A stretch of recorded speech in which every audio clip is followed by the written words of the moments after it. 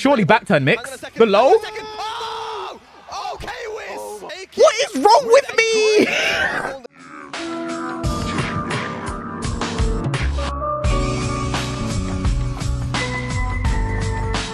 What's up, guys? It's me, boy K, and we are back again with a new video in a new year. Happy 2024. This is the first video of the new year, so I feel it's great, isn't it? You know, in the new year, my little break is over. It's time to get back to work, which is very important because I want to make sure that all you guys do like and subscribe for my videos, because I'm trying to make this the place to be for Tekken 8 content, because obviously we're getting Tekken 8 in a couple of weeks now. The Tekken World Tour Finals is next week, and I'm trying to, hopefully, I haven't got the call yet, but it could happen. I do want to commentate the Tekken World Tour Finals this year, because that would make me a history maker, because I'll be the first player to appear at the Tekken World Tour Finals as a competitor and a commentator. So who knows? I want to make that happen. You know, sometimes you get these calls a bit late, so hopefully I can make that happen. You know, some could say I was born to make history. So anyway, enough of that. Happy New Year, happy 2024. Thank you all guys for taking time out of your day to watch this little video here. And this video is basically, I have like, I guess I want to say like a few games. Like I want to feel like by the time Tekken 8 comes out, I am like done with Tekken 7 like content for the most part. And so I feel like there's a few games I still want to have left to analyze, and I feel like run through and just make content with before Tekken, you know, 8 is here. One of these games, probably, I think from last year, this is probably one of my most stressful matches, I think, just in terms of the gameplay itself. When I look back on my 2023, this is one of the games that really sticks out to me. I'm surprised I didn't do any analysis for it yet. I don't even think I like reacted to it on stream or anything. Make sure you guys follow the stream, by the way. So we're just going to get into that now. It was my game versus Kkokkoma at Clash of Olympians last year, Tekken World Tour Challenge event. It was a match against a top 16. I feel like, and yeah, so this was a big one right here. I'm going to take a look at it right now. You see the game is right there. Got Eternal Dragon and Spag on the mic. And yeah, I guess before we begin, so when it comes to me versus Kkokkoma, I was expecting it would be Zafino from the off. I played against Kkokkoma a few times just in casual sets, and like whenever we talk, like one thing we will talk about is just how bad Zafina is for Hwoarang. Like if you've ever heard me talk about that matchup or seen it for yourself, like it's a very popular bad matchup in Tekken 8, Tekken 7. See, I'm already thinking about Tekken 8.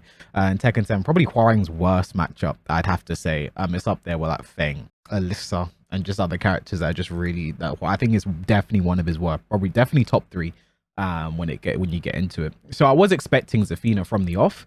And also I've seen Kkokkoma play against Hwoarang in the tournament. He normally does pick Zafina. And when I was looking around, like looking through the casual, I saw Kkokkoma. He was warming up. He knew this match was coming. He was playing the Zafina as well. So I was expecting the Zafina. I knew that character was coming, and I really didn't want to deal with it. I remember before this set, I was having me and Joker. Well, normally at tournaments I'm warm up with Joker for the most part. And Joker was playing his Zafina, and I was playing Feng to warm up against his Zafina, just because I knew the Zafina was coming. I played both characters. I played Hwoarang. I played Feng. And I was just feeling very confident with Feng. Joker's Zafina also is very good, and I was feeling very confident in the matchup. And just times I've played against Zafina with Feng, I felt very, very, very confident in the matchup. I also want to say, me and Kkokkoma are like the same height, by the way, but like the chair heights make it look like I'm some child right now. But anyway, that's neither here nor there. But yeah, so I was expecting the Zafina from the off, and I was my plan was that I was gonna blind pick and then pick Feng, right? You know, but like he had, like I was even horroring Feng to make him think about what should I do? Is he gonna pick Feng? You know what I mean? I was trying to do that, but he went straight for the Zafina, like no questions asked. He even locked in first. I was like, okay, going for the Feng. That is the pick I wanted to go for. And I do feel like Feng is a good matchup against Zafina. I think Feng does very well in this matchup. So I'll just let the match sort of play out for itself and see how things went. And if you guys have seen my Feng gaming, you guys understand how I feel about just Feng gaming. Because this was the first time I ever played, and the thing is, this wasn't to like catch Kkokkoma off guard. Like he knows I play Feng. We played in casuals at Evo this year, and like I played the Feng versus Kunimitsu, and I was doing very well in that. So I was very confident in the Feng. I'm sure he was expecting Feng as a pick as well. Kkokkoma lurks in my stream sometimes or when I'm playing Feng, so I know he was gonna. I knew that he knew Feng was definitely a possibility, and obviously we both know how bad the matchup is Hwoarang versus Zafina. Who's another top player? Yeah, we're in a counter pick. See how. So I think I can't remember, but I feel like the first thing I wanted to do was round start shoulder. And I tried it, but he did back 1+2, but for some reason, I guess I just didn't hit the just frame. So my round start shoulder should have worked. But one thing I was doing this matchup is I always challenge this, or just in general, I always challenge Zafina's back 1+2. But here's the thing, I haven't played Feng as much in tournament as I have Hwoarang, obviously, right? So I think it was very obvious to see just like a little bit of shell shock. I don't know the word to describe it. I don't know how to describe it, but like you can see my Feng, because here's the thing, playing a character in tournament and playing them in like ranked or like a casual set is two completely different beasts. You have 3 games maximum, sometimes only 2 because you get 2-0 or you 2-0 someone. You don't have that time to download, you don't have that time, like you need to understand what your opponent is doing very, very, very fast. And when you're playing a character that you don't really use as much, you can really see you can really suffer for it, right? Okay, you got to be careful that one. Like one thing I wasn't doing enough, I found in this matchup was just abusing some of the lows that Feng has, because Zafina's punishment in general isn't fantastic. And like I think my Feng, especially in this set, I don't think in general, but I think in this set my Feng looked very like garden variety. You know, it was a very average Feng, I think. And you can kind of just see it right now. Like my Feng does not look fantastic at all. You know, like, and I wasn't doing anything. If you guys see my Feng, like I feel like my Feng is very unique. I think is the nice way to describe my Feng, right? But I think against this, like. Yeah, he reacted on the second time, right? Like, no, when I play Feng, I can get that off at least like 4 times usually, right? But Kkokkoma wasn't having it. Again, like he has seen my Feng, right? And I should have challenged that back 1+2 there. And now here's the thing, this is where I started to think, and Joker came up immediately, and I knew he would. Like for me, my main thing was, I was thinking to myself, I thought I could do this with Feng, right? I just thought the main thing there, it wasn't matchup, it was just I played bad. Like that was the main thing. Like you can just see it in stuff. I always challenged back 1+2. I didn't do it there. He was able to get 2 off. My shoulder, like I wasn't doing enough raw shoulder that I normally do when my Feng is gaming. But my Feng, the main takeaway from that was my Feng was not gaming. And so I kind of, why's Kkokkoma biting his lip? What's he doing there? But the main thing, looks like he's enjoying himself a bit too much there. So I just started to think, I have characters, I think Leroy's good against Zafina. I think Lydia's good against Zafina. I think all characters that I play, but we had to go back to the boy, you know. And you can see on Kkokkoma was like, okay, look, I think this is exactly like Spaghetti. This is exactly what Kkokkoma wanted. Hwoarang versus Zafina. And I knew as well that okay, back against the wall, I'm down 0-1 against one of the best players in the world. In the worst, one of my worst matchups on paper. Like I just knew, okay, if there's a time for me to pull it out and make history and be the guy that I know I am, I knew I could always be, it was this moment right here. And the thing is as well, I think this is something that people don't talk about enough, is there are some matchups in this game for Hwoarang that I think are really bad. For example, Ling, for example, I think that's a bad matchup on paper, but there's a certain way you can play it to make it good. I think Steve is another example. Hwoarang versus Steve is a bad matchup. You have to play differently, right? I think as much as I don't like this Zafina matchup, I think I'm good in it with Hwoarang. And I think there's something that's sort of underrated going into this. I am good. I can win with Hwoarang in this matchup. Like, it's bad, it's tough, but I know what I have to do. I know how differently I have to play the character to win it. And I think just going into it, I was like, listen, my Feng's doing well. I played well against Zafina's Joker's Zafina. When I always play Feng versus Zafina, I feel very comfortable in that matchup, right? So I was kind of going to it thinking that, but not thinking, listen, this is my main character. This is the character that got me, as this character built my career. It's time to see what that can do, right? Blocking the down 3 stomp.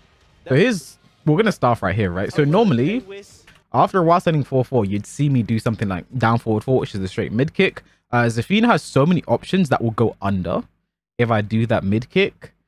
that it's just like, okay, do a load, do the stomp, take the plus frames from there, because he tried to sidewalk as well, and down forward 4 would have missed as well. It's probably what he was looking for. Catch the backdash. It's looking a lot more comfortable, right? 3 hits, is like, right, it's better now. Yeah, no, like spam, like, and instantly, Now, it's the character of, I don't know, man. Kwas is also really good at getting in. Remember, he beat Arslan's Kunimitsu 2-0 at Game of 8, right? And, like I can do well in the bad matchups. I just think it's just you can get in your head way too early. Again, I think Hwaring, the fact that he can challenge back 1+2 with a 2-hit kick while sending 4-4, because what Zafina players will expect you to do if you want to challenge, they'll do back 1+2, backdash. They'll expect like a while setting 4, and then they whiff punish. But because it's 2 kicks, and the second it does extend the range a little bit, she can't just backdash for free and then do something. And that's something that's underrated in this matchup. So, you know, it's stuff that I like to do, I can do in a certain way, right? Too much, like, okay, I'm gonna go for Feng here. But look at this man. 3+ frames, wave dash. Oh, I think that was a counter hit there. I was doing a power crush there. Gets up. Blocks the rage drive. I'm just shy of rage. I can take any low hit except that one. I was just thinking in my head, I can take a low, but not the snake edge. Reacted to it. And you have to do while sending 4, because when Zafina does the snake edge, she has 2 hits, right? The second hit, you have 14 frames to get a clean punish. You do the second hit. 15 frames will trade, but I don't have a while standing 15 frame launcher. So I have to do my while standing 3 there just to be safe. Exactly. Finish the last hit, punish. Down back 4. I knew I'd do down back 4 there. I haven't watched his match back there, by the way. I knew I'd do down back 4 there. Just because a lot of frame traps can whiff on Zafina, but down back 4 is going to catch you if she tries to move laterally, but if she tries to backdash, she can just look at. That's what makes this matchup awful. Zafina can just do this, and like my follow-ups just don't exist. Saming it, Alyssa can do the same shit as well. I hate those matchups, right? Do a lot more wave dashes to try and get in, and more like deep dashes, because I look at that down 3-4 switch. Look at that, like that works with like most of the cast besides like sometimes the bears, because they have their stance makes things annoying. I might actually have a set I'm going to be uploading. It's Nino soon, probably the best bear player in Europe, maybe the world. Rank 2 doesn't count anymore. And like you'll see a lot of this in the set. Alyssa will be the same as well, but it's just like there's so much you have to like account for in this set. And the thing is well, I broke one of my own rules because I said Hwaring's a character you should never switch to in a set. But like one of my main rules with Hwaring is you don't switch to him, because you need a lot of information to make him work. Oh man. Too late, absorb the hits. Without even a life now.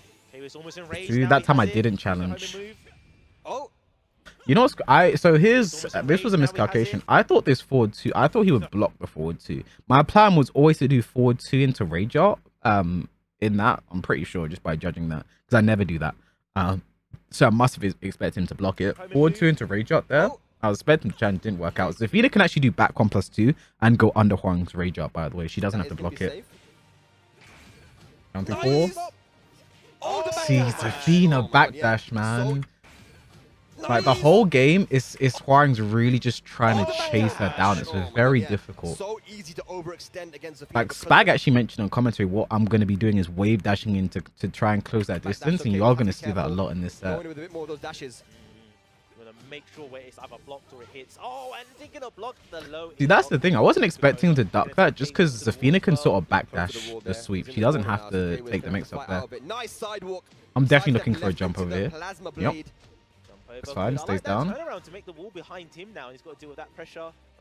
Yeah, Turner Dragon called out there as well because of where the wall was. Oh, but Kkokkoma didn't say duck in. Here we go. Mix up time. Yeah, just bully him. Zafina. That was rage drive. I think actually no, I think it was rage art. Okay, so let's look at this here, right? Down 3-4. Down 3-4 again. Plus frames. God. Oh, forced crouch as well. That was such a good sidewalk on his part. I tried to rage out there. I must have. You went good rage drive to me. Is this dead? No. You went for the wrong combo. Oh my God. You could see for a moment that I was like, did I win that round? And you could see I was thinking for a moment. Then we see when I realized, oh, I lost. That's the second time he finished that as well. You can see for a second I was like, did I win that round? No. All right, cool. Fuck this game. That's what I'm thinking. Big whiff, no punish. Yeah, my back's really against the wall. One more round and it's over. Well, one of my worst matchups on paper. I don't think I'm playing particularly well as well. It's okay. Doesn't try to punish 1+2. 1, 3, 4. I mean, just need more of that, to be honest. Kkokkoma right now. Like, one thing I say about Hwoarang is like, yes, he has bad matchups. You have to learn to play around it. But at the end of the day, you get hit by a down 3-4, everyone still has to guess. Zafina not as much because she can backdash, but I can still do some things to make you still guess. But like, that's my sort of philosophy when it comes to Hwoarang. Yes, there are bad matchups. Yes, you can struggle in certain situations. But at the end of the day, everyone has to guess. They're so strong. Besides Zafina, kind of. That's boot. No launch, but it's fine. Could have launched that maybe. 1, 3, 4. Okay. Oh, punish. And that was a bad left flamingo up forward 4 by me, because there was no reason for me to do that, because he's just been backdashing and holding back, really. Because the mids are the only thing that are going to catch you with the range. So you don't really have to duck, right? That was definitely wishful thinking on my behalf. Wow, you masher. Bang. What's he gonna do? Dead? Oh, overhead kick. Wow, Yeah. you masher, bro. That's crazy. One hit. Nice, down 4-2. If he did Scarecrow 4, I was dead. Yeah. I was dead. Final Final round, second game. Taking us to a final round. If he did Scarecrow 4, the power crash, I was dead. Can't believe I did that. We're seeing Kkokkoma very active with his pokes right now. Doesn't want Kkokkoma to dash I'm definitely looking for a whiff punish right now as well, but he's just dashing in my face. Back to the wall now. Need to get out of there. Down 3-4. Everyone has to guess, bro. Everyone has to guess. Oh, that backdash should get from the homing move. That was so crazy. I don't know if that was a JFSR misinput from Kwis. Look, the backdash, man. It sucks. This matchup's awful. No, I have to make a comeback. Whoa, I have to make a comeback. I have to make a comeback. Okay. It's an early range drive. It feels like I'm watching this for the first time. That's an early range drive from me. Oh, I don't like that at all. See, me thinking right now, what I should try and do is look for a launch here so I can get a wall combo and spin the raise drive in that. Oh, that's an early raise drive. Okay, what do I do here? Back to... He mashed! Why would he mash? Surely back turn mix. The low? Oh, Kwis! Oh my god. Gonna take what is wrong with me? The letters there.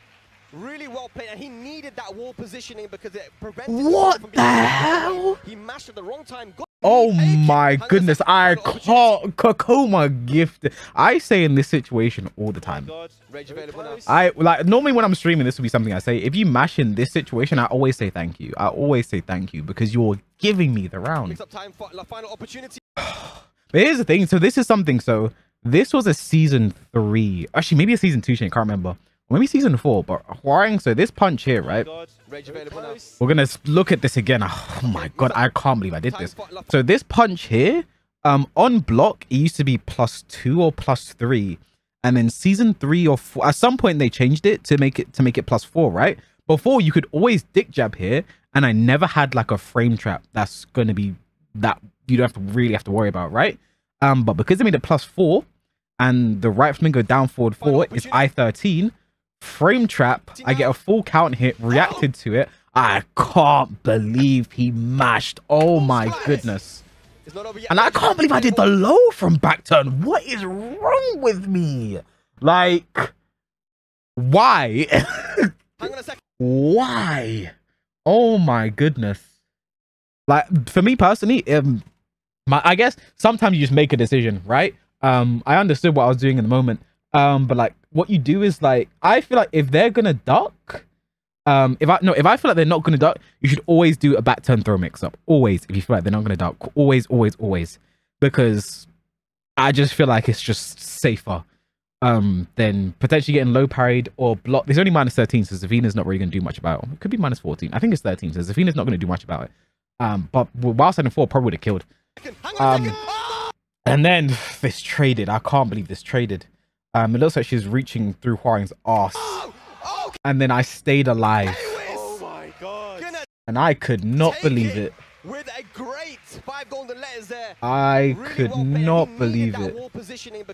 I thought it was over, bro. Wow. Wow. I just realized Kkokkoma's stick has computer keys on it, like a mix box. Because I remember Kkokkoma used to carry I can't believe I didn't notice this while I was literally sitting right fucking next to him. But he normally would carry a stick with him and a mix box with him. And like certain characters like Paul, he would play on mix box. I think maybe Dragunov was always played on mix box.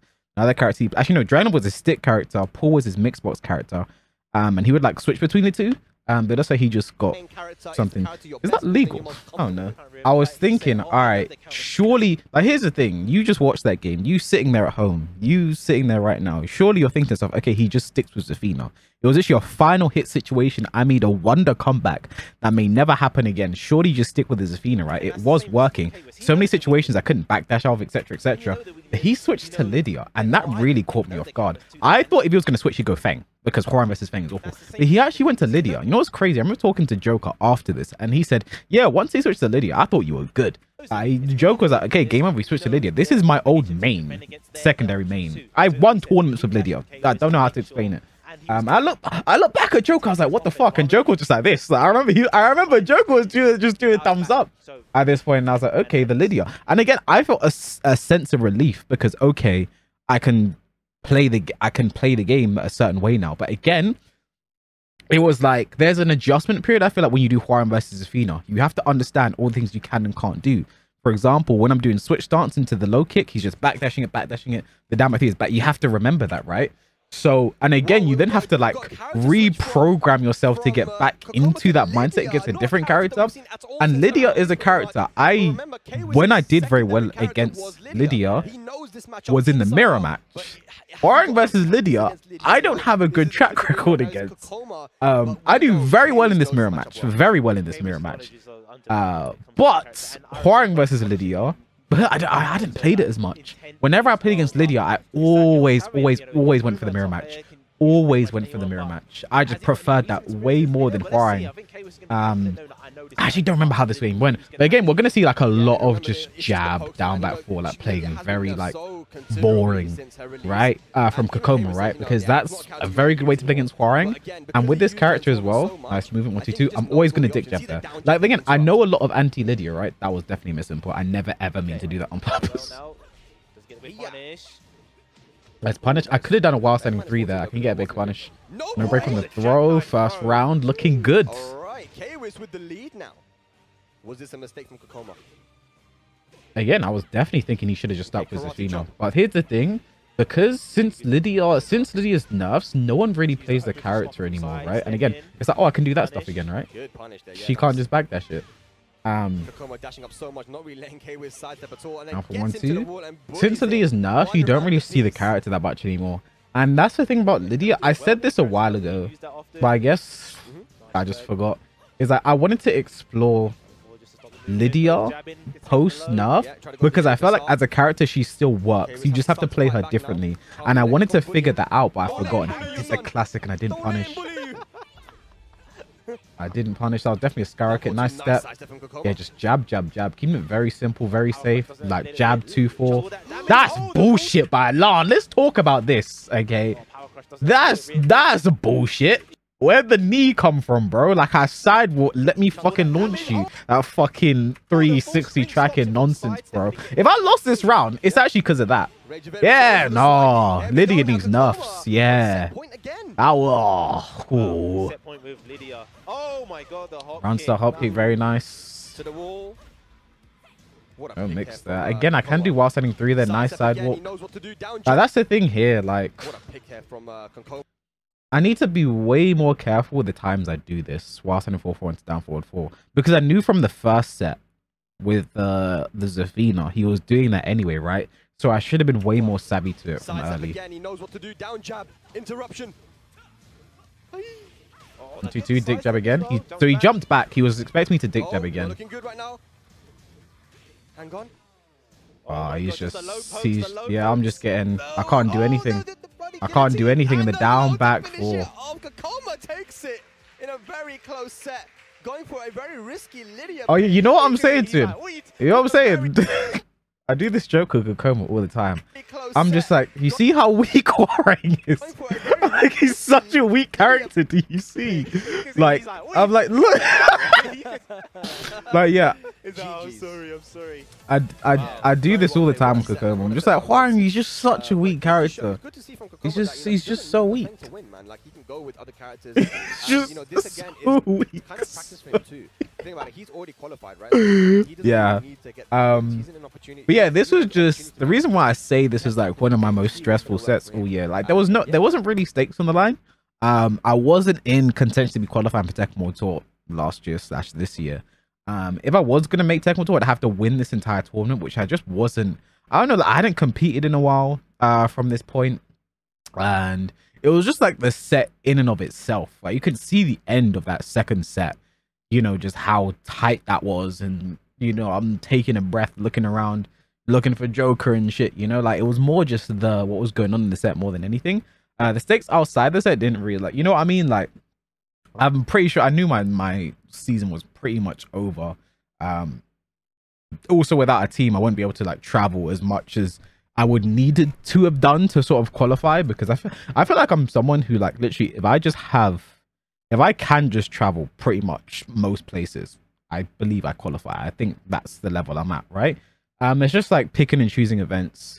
And just not having as much ability to travel is kind of what has held me back these last few years, I feel like, right? So that's why hopefully for Tekken 8 we can change that. I'm looking to get back on the team, get to work, travel as much as humanly possible, and then, you know, win shit, right? But yeah, so again, thank you guys for watching this video. I have a few more sets. If you guys, by the way, if you guys have any sets of mine in tournaments that you are thinking of that you want me to do analysis like this for as well, please let me know, because I have like 2 more in the back of my mind that I can think of, but for the most part I can't think of any other sets that I need to like sort of go over.